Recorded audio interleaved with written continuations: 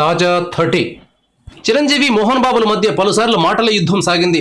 Telugu cinema వజ్రోత్సవాల సందర్భంగా వీరి మధ్య గొడవలు కూడా వచ్చాయి. కానీ ఆ తర్వాత ఇద్దరు సర్దుకున్నారు. సినిమా ఇండస్ట్రీలోకి చిరంజీవి కంటే ముందు మోహన్ బాబు వచ్చారు.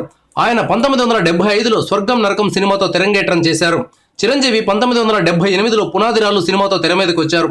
ఇంచుమించు ఒకే సమయంలో ఇండస్ట్రీలకు వచ్చిన వారు కావడంతో ఇద్దరి మధ్య రైవలరీ ఏర్పడింది.